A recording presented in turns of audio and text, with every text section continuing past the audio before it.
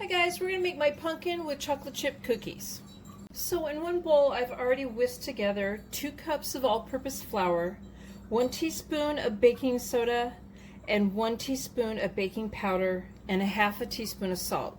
So in here I have 1½ teaspoons of pumpkin pie spice, 1/2 teaspoon of cinnamon, and 1/2 teaspoon of cardamom. We're going to whisk that together now. I'm going to set that to the side, and in a slightly larger bowl, I'm going to add 1 cup of unsalted butter, and I soften this to room temperature. And this is 1/2 cup of granulated sugar and 1/2 cup of light brown sugar that is packed. I'm going to beat this on medium speed until it's creamy. To this I added 1 large egg and 2 teaspoons of vanilla extract. I'm going to go ahead and mix this on medium speed till it's combined.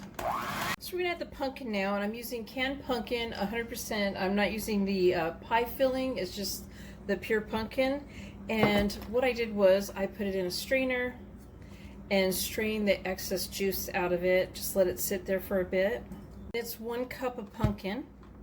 We're going to mix this now till it's all combined. I'm going to add about a cup at a time of the dry mixture to the liquid mixture and mixing in between. I'm going to stir in 1 cup of semi-sweet chocolate chips and 1 cup of chopped walnuts. And you could leave the walnuts out if you wanted to. And I'm going to do this by hand. I preheated my oven to 350 degrees, and I've lined 2 cookie sheets with parchment paper, and I'm putting heaping tablespoonfuls of the dough onto this. So I'm going to bake this 10 to 12 minutes until they look set on top, and then I'm going to let them cool in the pan for about 5 minutes and remove to a wire rack to cool the rest of the way. So there's my pumpkin with chocolate chip cookies. Enjoy!